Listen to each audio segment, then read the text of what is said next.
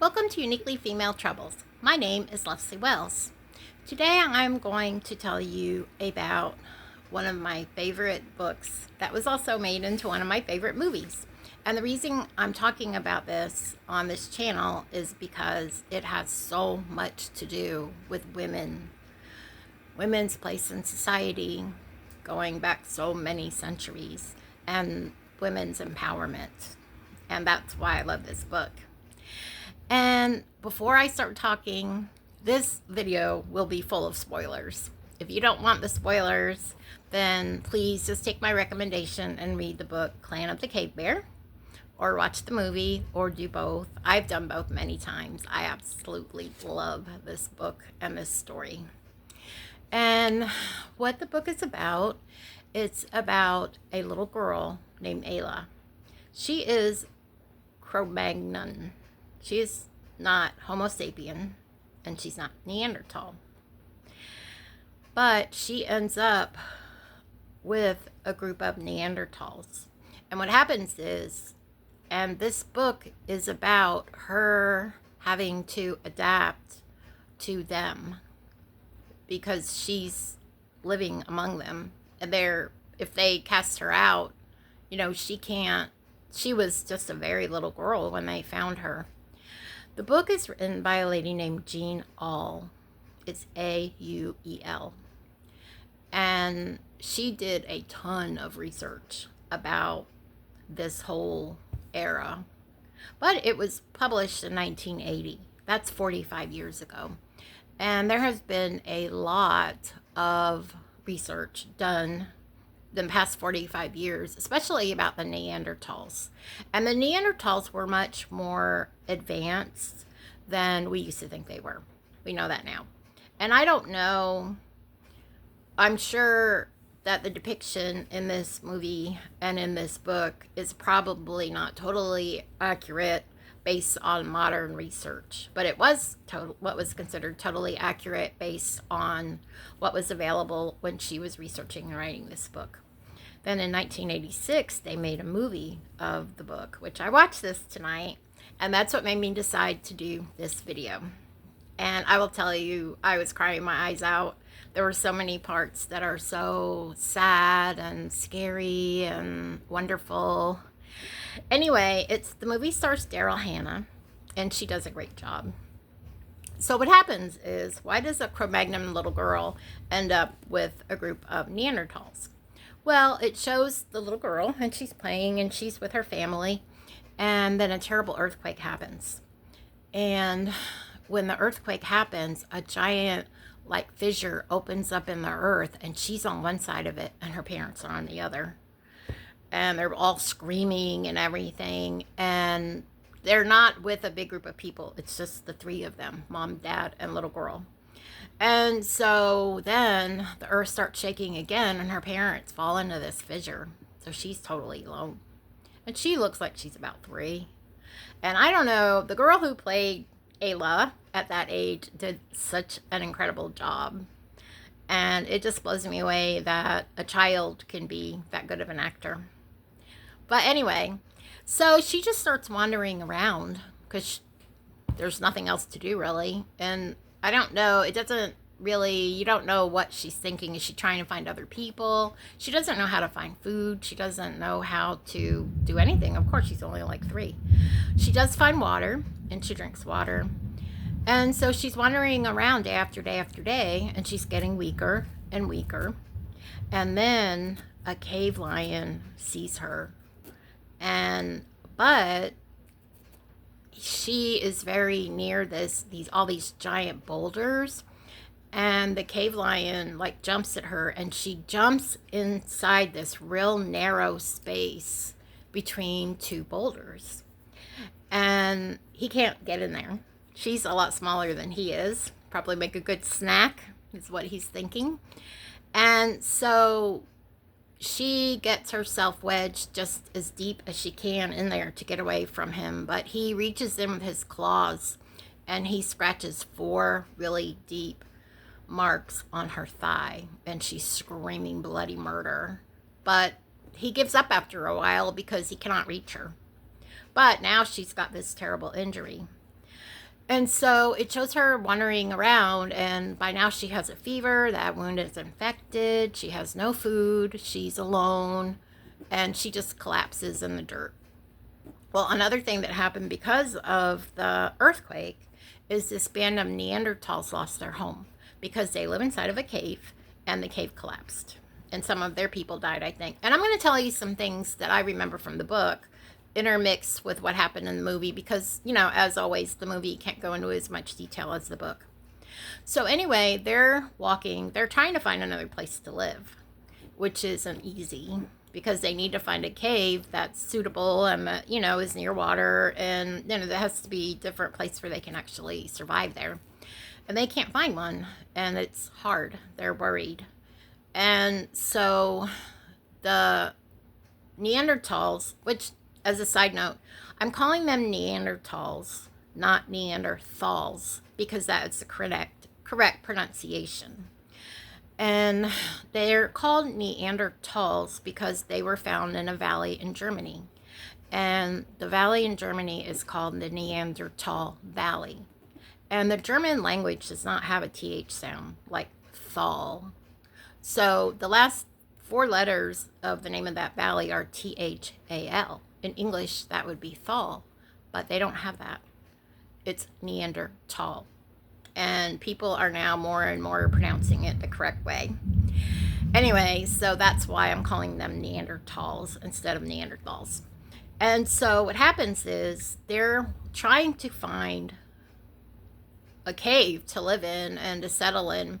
And whenever anything happens that's like totally new and different, they have a really hard time with it because they live by what is known as the memories. And they don't have to learn everything. Like they can just kind of, just as an example, if they had a memory of a multiplication table, which they definitely didn't, but if they had they would just have to kind of glance at it, and then the memory would come up, and then they would know the multiplication tables. They don't have to like memorize everything and learn everything like we do. And they had no memory of what to do about this, and it was very stressful for them. So they're walking, and this lady, her name is Isa, and she sees Aayla. And Isa is the medicine woman of the clan, of actually this little group of the clan, because the clan is actually a great big group with all different, people living in different places that come together every so often. And she's the most highest status medicine woman of any medicine woman in this clan. And her brother is the leader of the group. His name is Brun. And so she sees this little girl, and, right away she wants to take care of her because she's like their doctor. She was the medicine woman. But her brother tells her to leave the little girl there because she is not clan. She's one of the others. And they've heard about the others. That's what they call them, the others. But they've never seen one before. And the little girl, but she is alive. And so Isa really wants to bring Aayla with them. And so finally Brun says okay. And so she nurses her back to health, and they're still wandering around trying to find their new place to live. And so Aayla really responds to the nursing. She gets well. And one day but Isa is worried about her because she knows that they're not going to let Aayla stay with them because she is not clan. She is other. And I'm going to tell you a little bit about the status of women in this group. When a woman wants to say something to a man, she can't just say, hey, Brun, what do you think about this idea? No, she has to go up next to him and kneel. And if he wants to acknowledge her, he taps her. If he doesn't want to acknowledge her, he doesn't. And then she's not allowed to speak. And but if he keeps ignoring her and she keeps getting closer and closer to him, he kind of knows this must be something really important, and then hopefully he will tap her. So at this point Aayla can walk, and she's running around all happy, again, and so she actually sees a cave that's off in the distance, and then she points to it, and Isa sees like, oh wow, there's a cave. And so she runs over and she has to, even though Brun is her brother, she has to kneel beside him and just hope that he taps her on the shoulder. And he's really worried and he doesn't want to be bothered by her. So he turns his back on her, but she keeps getting closer and closer and she's bumping him in the leg. And so he knows, wow, this has to be something important.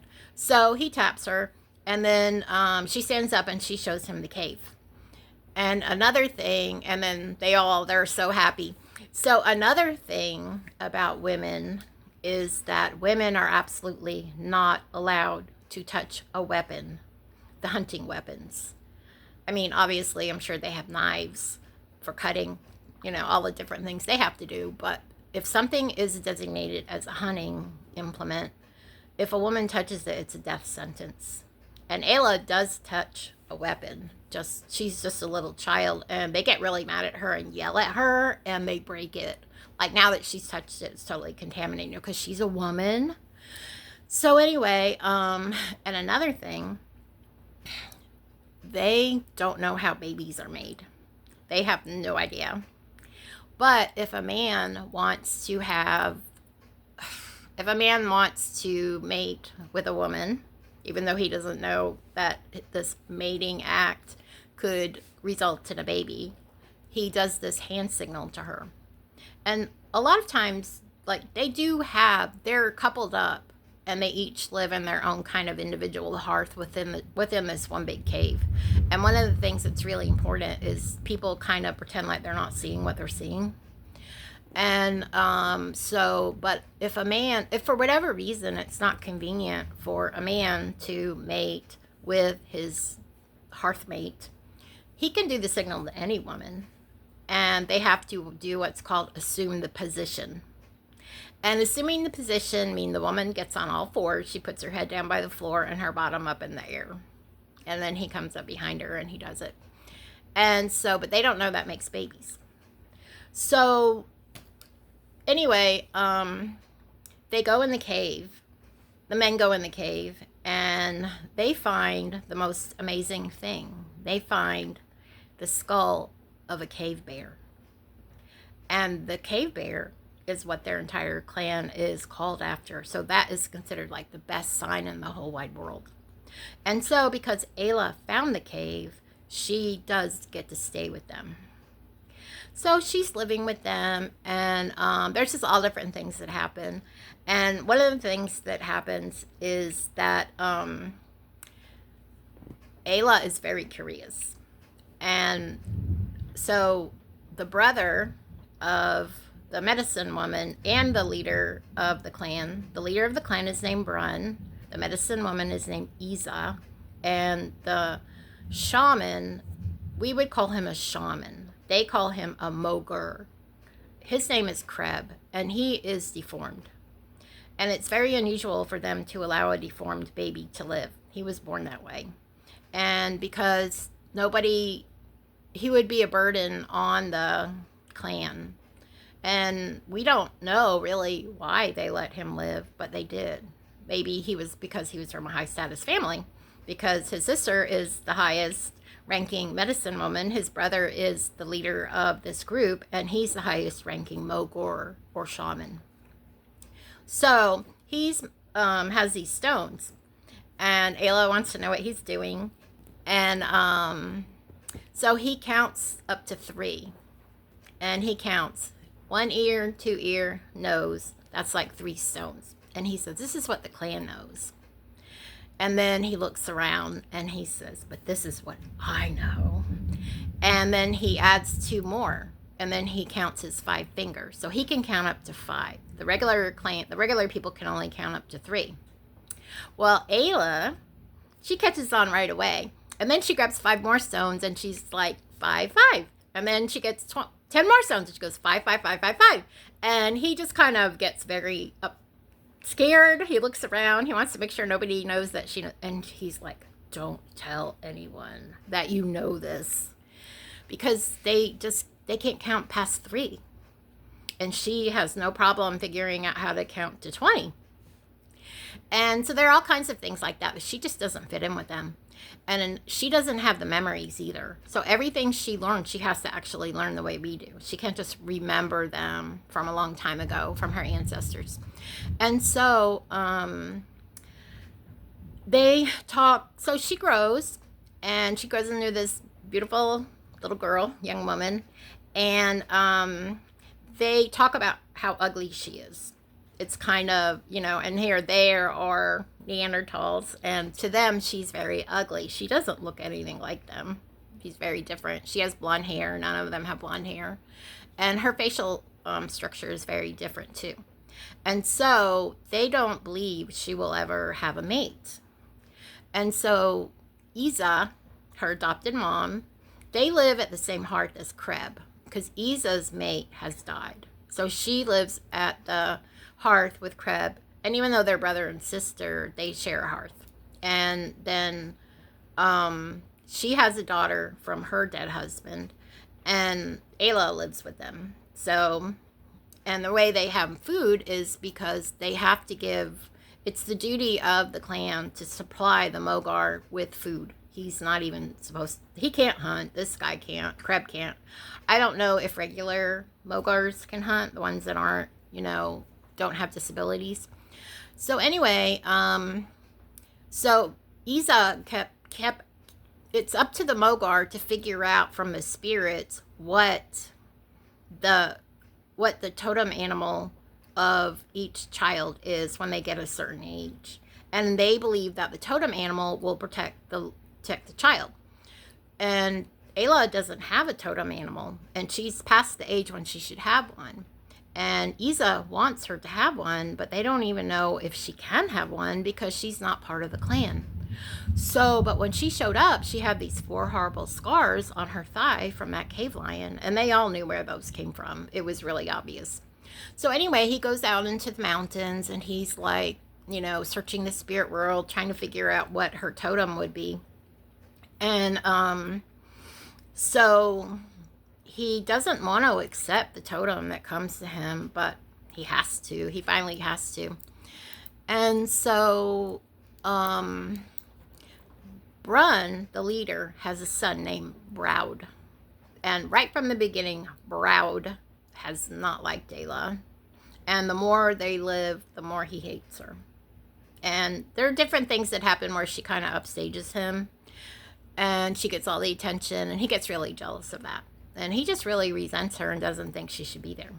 And he's older than her, but not by all that much. But he's a man, and she's only a girl, and she's not even clan. She's other.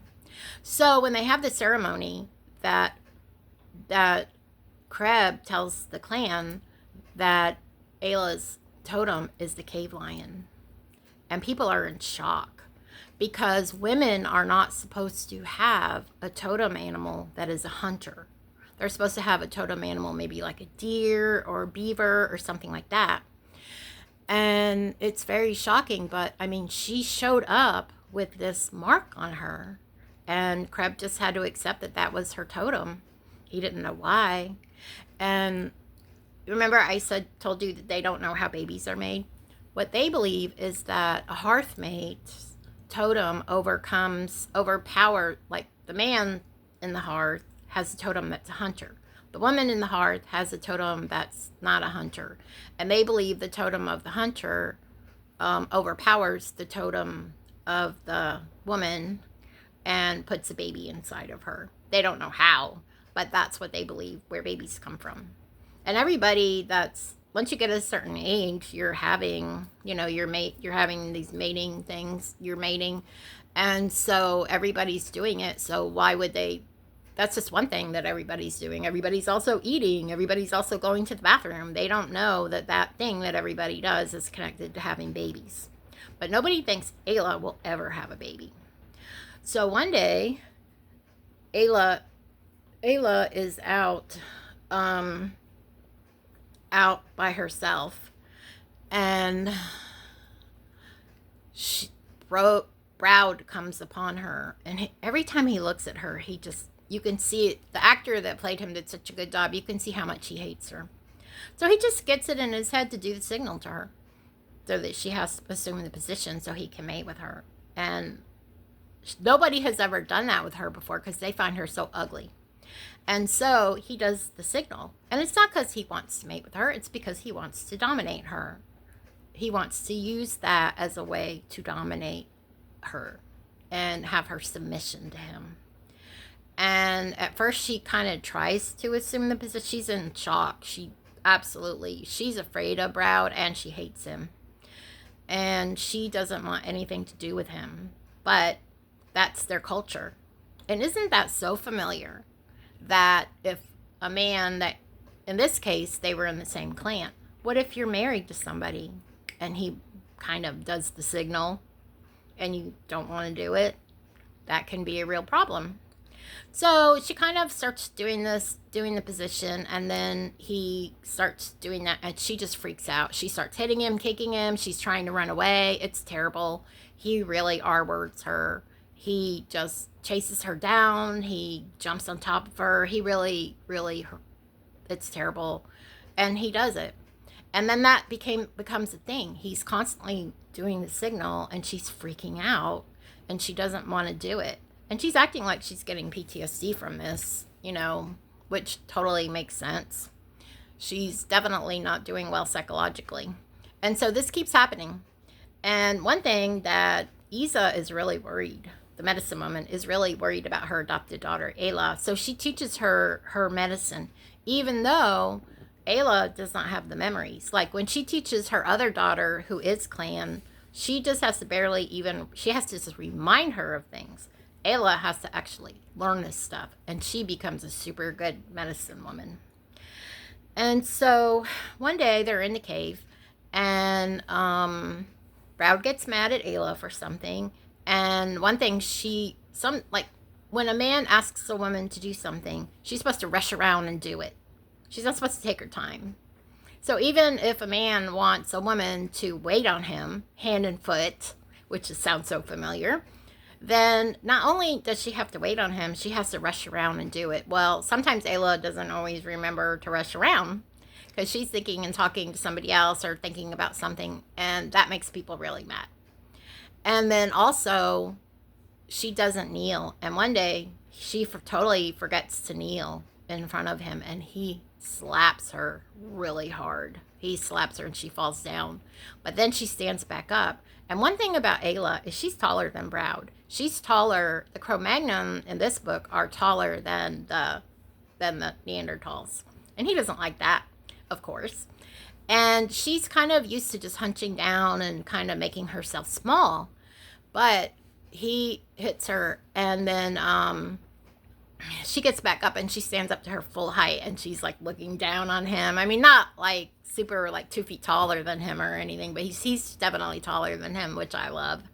And so anyway, then what happens is he gets in trouble with his dad, and his dad, Brun, tells Browd, you will not be the leader of this clan if you hit the members of the clan, because it turns out the leaders are not allowed to hit the members. And so that makes him hate Aayla even more. He blames her for everything bad that happens to him. And so, yeah.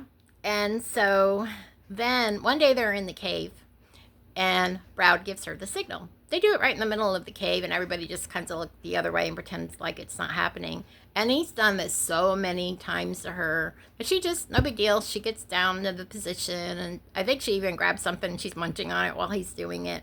Well, he can't do it because he's not turned on by the idea of mating with her. He's turned on by the idea of hurting her. And he can't hurt her that way anymore because she's used to it now. Unfortunately, well, I said unfortunately, but actually fortunately, and unfortunately, it's a double-edged sword, but probably more fortunately than unfortunately, human beings can get used to just about everything. Now, the reason I said unfortunately is we get so used to bad things that we put up with them for years and years and years, and we don't do anything about it. But fortunately, it's that way we can survive. And that's what she had to do. Well, he gets so angry that he storms out of the cave, and everybody saw what happened. He cannot maintain what he needs to maintain to mate with her. Everybody knows it, and they are laughing when he leaves, and they're kind of making fun of him. And so then they realize, but Isa realizes Aayla is going to have a baby. And they have no idea how that possibly happened. But, I mean, we do. Because we've seen, and Browd is actually the father of the baby of the woman he hates so much. And so, the explanation that they come up with is that all of the male totems, animals, spirit animals, got together. And with all of them together, they were able to overcome the cave lion totem animal that of Aayla's, and that's how she was able to become impregnated. And that was their explanation. So, people kind of get over the shock, like, wow, she's pregnant, and she's so happy. She's wanted to have a baby for a long time, and Isa told her, no, you're never going to have a baby because your totem is stronger than almost any totem in this entire, clan. And so she's really, really happy. Well, one day she's out because she always has to go out, and Isa is getting old. And so it becomes Aayla's job to go out and gather all these herbs and all the different roots and all the different things that they need for Isa's medicine. And so she's out alone a lot, and that's where Browd finds her. And that's also where one day she hears this noise, and so she sneaks up and she's watching the men, and they are practicing using a sling. And they're so good with throwing a rock with a sling that they can kill an animal that way. And, but again, a sling is a hunting implement. And if a woman touches a hunting implement, she is to die. So Browd hasn't learned how to use a sling yet, and he's practicing, and he can't do it. The rock is going everywhere except for where it's supposed to be, or it's just falling right out of the sling. And she's watching, and she's kind of chuckling, like she loves it when Browd, looks bad because he's so horrible to her. And when they leave a sling there, and she gets the sling, and she touches it, she picks it up, and eventually she practices with the sling so much that she's the best person in the cave with the sling. And she wants to use the sling to help the clan, but she can't, because if anybody finds out she's using it, then she will get put to death. So she starts killing predators, because predators are their enemies. They're competing with the predators like the wolves and like the tiger, like a saber-toothed tiger or cave lion, which they don't show those, but they definitely show wolves. There are competitors for the food, and also they will attack the people. So they don't like the predators. And so they start finding all these dead predators, and they don't know why. And they have no idea why there's all these dead predators, because she just kills them and she leaves them there. And then somebody else finds them and then brings them back, and they skin it, and then they have the fur. So she's actually helping the clan. She loves the people in the clan, all except for Browd. So, one day they're out, and a bunch of people are out, and this wolf comes and takes a baby away. And without even thinking, Aayla gets out her sling that she has hidden in her clothes, and she kills the wolf with one rock. And so they run and they get the baby. The baby's okay. Actually, he's taller. And, but now her secret's out, and it's really scary. And so they have her demonstrate what she can do with a sling. And they're looking at each other like, wow, she's better than we are. And so, but it's still a law that a woman who touches a weapon has to be put to death. But because she saved the baby, they decided they can put you to death permanently. I know it sounds stupid, or temporarily.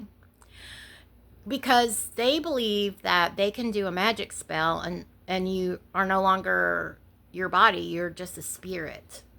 And once you become a spirit, nobody will talk to you, nobody will look at you. To even acknowledge your existence could bring evil upon the entire group. So once this magic spell is put on Aayla, nobody will look at her, talk to her, not even Crab, not even Isa, nobody. And it's really horrible. And she's pregnant.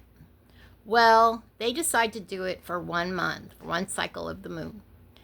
But no one has ever come back from a temporary death sentence, which makes a lot of sense because the person who gets the death sentence believes they're dead too, not just the other people. And so they put this temporary death sentence on her, and so she leaves because she goes up to them and like, oh, she's calling their name, and she's trying to, they're looking right through her. It's like she really isn't there anymore, and it's pretty scary for her. But she has found this little cave, and because she's always out looking for all these herbs and things, and that's a place where Browd can't find her. So she goes off into this cave, and she lives there for an entire month. She starts a fire, and she hunts, and she actually gives birth to her son all alone in that cave. And after a month, and she has a stick, and she's keeping track of the days until she can come back. And it's so sad because then it shows back in with all the other people. Creb also has a stick, and he's keeping track of the days. He wants to know how long to wait for Aayla to come back. And she does come back. And they are in awe. That has never happened before in the history of the clan, that a person has survived a temporary death sentence. So they accept her back into the cave. They name her baby. Well, no, they accept her back into the clan, but they are saying that her baby will have to die because her baby can't hold his head up. And when Neanderthal babies are born, they can hold their head up, and they don't understand that doesn't have a disability, that they say that he's going to have to die because he would be a burden to the clan because he would never be able to hunt. Well, then Crab gives this real impassioned speech, and he talks them into letting keep the baby alive and Aayla live at his hearth with Isa and Uba like she has been, and the baby. And that Ayla's been hunting for him all this time, so they don't have to worry about who's going to hunt for him. And when I say an impassioned speech, they have 3 ways of communicating, mostly through sign language. They sign different things to each other. They utter these guttural words, but then they also have a narrator in the movie who's very eloquent and has a beautiful voice. Her name is Salome Jens. So anyway, eventually, Brun decides, yeah, we will let him live. And, it doesn't take long at all for them to figure out, like, wow, he's not messed up. He just couldn't hold his head up when he was first born. And so, and then Brun decides, they do a ceremony, and they call Aayla the woman who hunts. And that just makes Browd so angry. No woman is supposed to be allowed to hunt. So, like, Brun is the leader of the group, and he is mature enough or smart enough, or I don't know what enough, but he has some flexibility. Like, instead of giving her the death sentence, he gives her a temporary death sentence. And then when she proves that she can survive that, he decides, okay, we will let her hunt. But his son has no flexibility. The only thing he has is hate. He absolutely hates Aayla. So things go on, and the problem is Creb, Brun, and Isa are getting old. And Isa is so worried about Aayla because she knows Aayla is not safe. Aayla does not have a mate. And if a woman does not have a mate, she doesn't have anybody that would fight for her or that would protect her from Browd. And Browd is going to be the next leader. That's what I mean. They have no flexibility. Nobody thinks Browd is going to be a good leader. He has a terrible temper. And his dad is always having to get on to him about the way he acts. And yet, he's the son of the leader, so he will be the next leader. So, there's a gathering. And I'm really curious how they keep track of the time for this gathering. But all the different groups in the area come together in this big gathering. I don't know how often, every 2 years, every 3 years. I don't think it's every year. And Isa has told her, Aayla, don't come back. you have to find a mate at the gathering and go off with that, because if she becomes the mate of somebody at the gathering, then she will go live with his people, and that will get her away from Browd, because Isa is so worried about Aayla. And Aayla does not want to leave, but she knows her mom is right. So she goes to this gathering, and right away, she sees this guy, and he has blue eyes, and she has blue eyes, and he looks not 100% Neanderthal or not 100% Cro-Magnon, but because he has blue eyes, because none of the Neanderthals have blue eyes. And so he's part Neanderthal and he's part Cro-Magnon, which was a thing. And so they are right away attracted to each other. But then there's a ceremony and he gets killed, unfortunately. And I won't even go into all the details about the ceremony, but it's really interesting. So she has to come back. And after the ceremony, it's time for the older generation to step down and the new generation to take over. So Brun hands over the leadership of the group to Browd. And Kreb hands over the leadership of, not the leadership, he hands over the office of being Mogr to his apprentice, a young man who is under Browd's thumb. Like, the Mogr isn't supposed to be under the leader's thumb. They're kind of equals. One's like leader of the physical world, one's leader of the spiritual world. So, as soon as that happens, Browd makes an announcement. And he tells Aayla, you don't have a mate, and you're going to live in my hearth. And that would seem like something nice, like, yeah, I'm going to take care of you. But no, he's doing that so he can have even more dominance over her. And he said, and by the way, you're not going to ever hunt again. So she doesn't want to, but she grabs her son and starts going over to him. And he said, oh, and by the way, your son's going to live with those other people over there at that hearth. And that is completely unheard of. The children always stay with the mother because they have no idea that these kids even have a dad.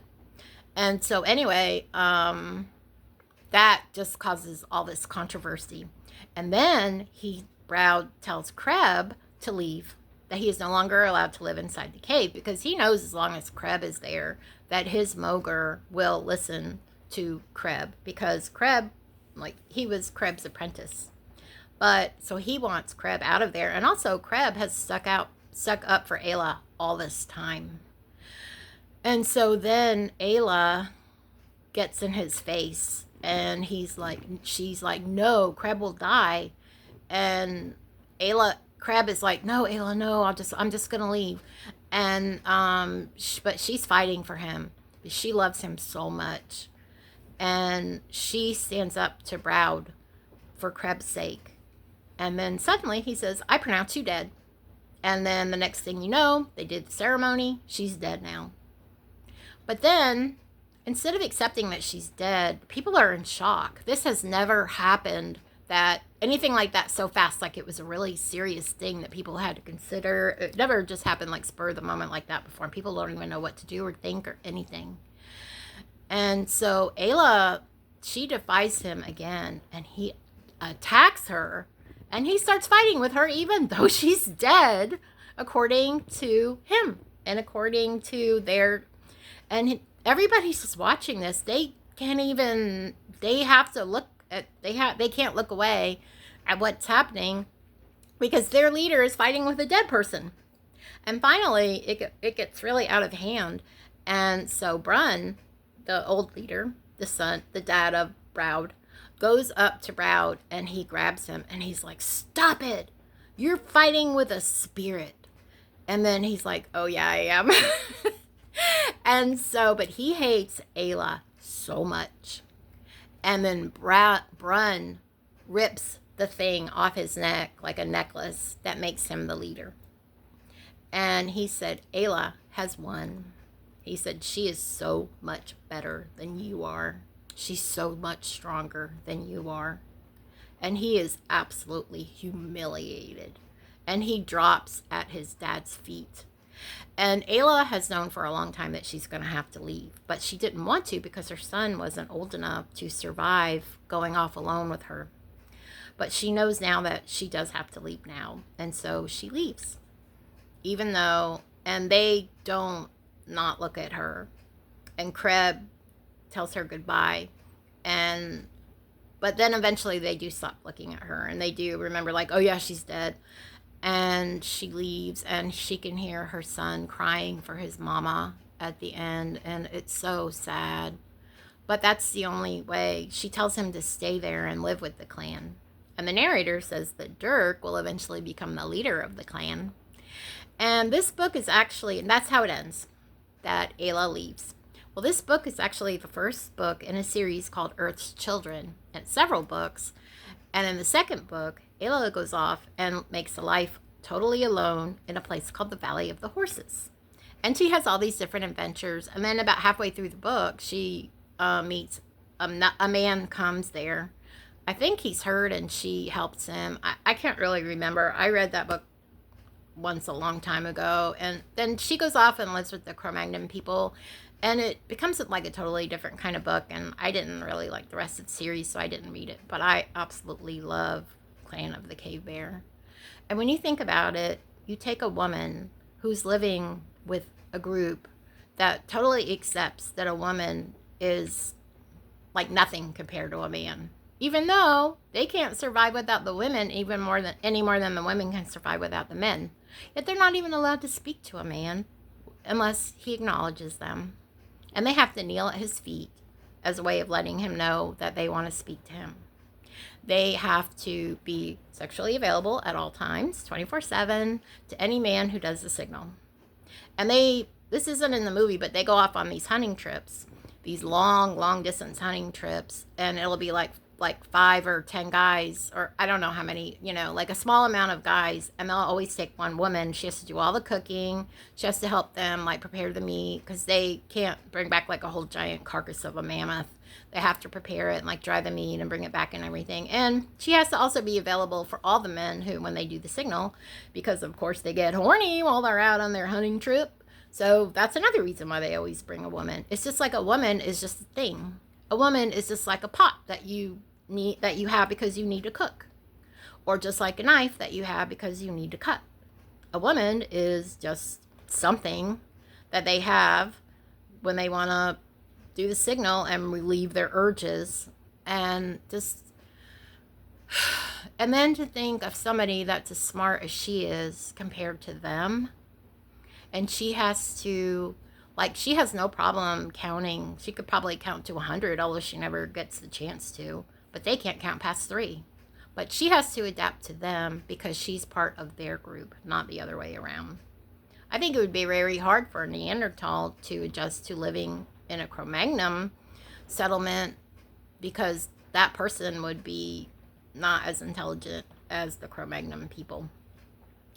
And the reason I wanted to tell you about this movie today is it's so moving to me to see Aayla's strength. She doesn't roll up in a ball and die even when she's a child, and her parents just disappear down inside the earth and are killed. And then she adapts herself to living with these people, and like they have to teach her everything. And at first they don't understand why, because they don't have to teach their own kids everything. They just have to remind them of things, and then they already know it. And it's hard for them to get used to teaching Aayla every little thing. Like one thing, their hearths are just like a circle of rocks on the floor. They have no walls. But to give each other privacy, you're not supposed to stare into somebody else's hearth and watch everything they're doing. You look in your own hearth at your own fire. And she just stares at everybody. Yeah, of course, she's a normal kid. And they have to teach her not to do that. They have to teach her to wait on the men. They have to teach her how to act towards men. And it's just she has to make herself smaller and smaller and smaller to fit into what they demand a woman to be. And if you're in a cult, or if you're in a family that is based on patriarchy and based that the man is the boss, the man is the powerful one, the man is the one that has to be catered to, then you have to make yourself smaller and smaller and smaller. You might make yourself so small that it feels like you're going to disappear. That's what I did. And if I hadn't had a baby, which led to me getting therapy, which led to me really realizing what my life actually was, I don't believe I would be alive right now. I really, really don't believe that. And I feel like I think I probably would have just kept making myself smaller until I literally disappeared. And I mean self-exit. So please don't make yourself smaller. You don't have to do that. You might have to get out of the group you're in. You might have to get away from the people that demand that you make yourself smaller. But giving up who you are and giving up what you are and your strength and your intelligence and your beautifulness and your incredibleness, everybody has that inside of them, including you. Don't let anybody tell you you don't. And don't let them take that away from you. Don't let them stick you in a mold that makes you contorted in an unnatural position and shrunk up in a little tiny shape that is not what you are. You are an amazing, strong woman. And I'm not telling you to leave, because leaving is dangerous. Leaving is the most dangerous part of being in an abusive relationship with a man. That's when the most deaths occur. And I am not telling you to do that, because you can only do that when you're ready to do that. But please please look into getting help. You can't just I can inspire you, I hope, but I cannot help you leave a terrible relationship and a terrible situation, because we don't even know each other. But I do know enough about enough women in this world to know that there are tons of women that have been forced to be a lot smaller than they really are. And they have never had a chance to shine. And some people are born, live their entire lives that way, and they die. And they still haven't had a chance to shine. We all know women like that. And I don't want you to be one of them. I don't want to be one of them. I was on that road to becoming one of them, but then that changed. And I'm very happy about that. And I want that to change for you too. And when I think about Aayla, and I know she's a fictional character, but she embodies the strength of being a woman. Even though she was used the way she was. If she would have been a little boy and Isa would have found her, Browd would have never done the signal. So he would never be able to R-word her. She would not be expected to rush around and wait on men, because she would be a man. She would not get screamed at for touching a weapon, because she would be a boy. And they would be giving him weapons to learn how to use them. All the bad things that happened to her because she was a woman, other than one. The thing of not being the same species of human as every other person she knew. She was a different species of human. They were Neanderthals, and she was a Cro-Magnon. And so please just think about Aayla and think about her. Watch this movie, read this book, watch this movie. Yeah, I will put links to the book in the video description, and I will put a link to the DVD. I don't know if I can put a link to renting or buying the movie on Amazon Prime, but if I can, I will. And I want to thank you very much for watching this. And please find, whether it's in fiction, nonfiction, in person, not in person, online, anywhere that you can find female role models of strength and resiliency and survival that are like Aayla, because you're strong too. And sometimes we just need somebody to let us know, yeah, you are strong, and you are strong. That's from me to you. Thank you. Have a great day.